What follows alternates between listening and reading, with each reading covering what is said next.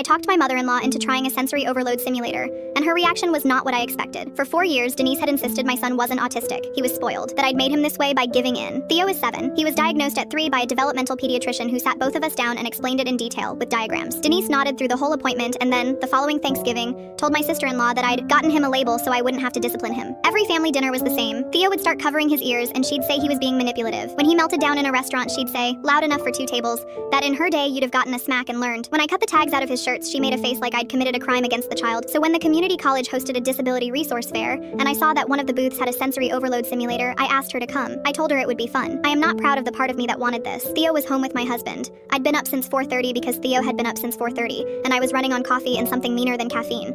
In the car, Denise laughed and said, I'll do it, but it's a headset. How bad can a headset be? 4 years of that voice. I just smiled and parked. At the booth, I signed us both up and talked to the occupational therapist running it, a woman named Marisol. I said, my son is autistic, level 2. He's got auditory hypersensitivity and he can't filter background noise at all. Marisol nodded and wrote it down. I wanted a witness. I wanted somebody with letters after her name standing next to me when it happened. Denise sat down in the chair. Marisol explained it. Noise-canceling headset, VR goggles, haptic vest. It reproduces what an overloaded sensory system does with an ordinary environment. A grocery store, a classroom. Dial from 1 to 10. She said twice, you can stop at any time. Just raise your hand. Denise said, I don't think I'll need to. Marisol started at 3. A grocery aisle. Denise chuckled and said, this is just Kroger. Marisol went to 5. The chuckling stopped. Denise's head turned slightly, the way you turn when something's behind you. 7. Fluorescent buzz layered under a PA system layered under a baby crying 2 aisles over. And the goggles started doing the thing where the lights pulse at the edges. Denise's hands went flat on her knees. She stopped narrating. 8. Marisol paused there and said calmly, to nobody in particular, this is roughly the baseline load many autistic kids carry in a school cafeteria. Every day, for 30 minutes. Then they go back to class. Denise looked toward my voice. I watched her swallow. Marisol asked if she wanted to continue. Denise said yes. At 9, she flinched hard enough that the chair moved. Her jaw set. She said, okay, which is a thing Denise has never said in her life. At 10, she got her hand up about 4 seconds in,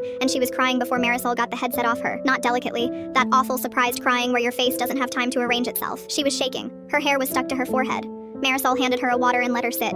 Then she said, not unkindly, but clearly, and people were listening. That was 4 minutes, and you knew it would end, and you knew where you were, and you had words to tell me to stop. Denise nodded. She couldn't talk yet. Marisol said, he doesn't have any of that. I helped her to a bench outside the gym. She held onto my arm the whole way like the floor might tilt. She kept starting sentences and abandoning them. Finally, she said, I told him to stop being dramatic. At Easter, in the kitchen. She looked at me. He was covering his ears, and I told him to knock it off. I said, I know, I was there. She said, I'm so sorry, and then said it again about 6 more times, and I let her. Here's the part I didn't expect. She didn't just apologize. 2 days later, a package came.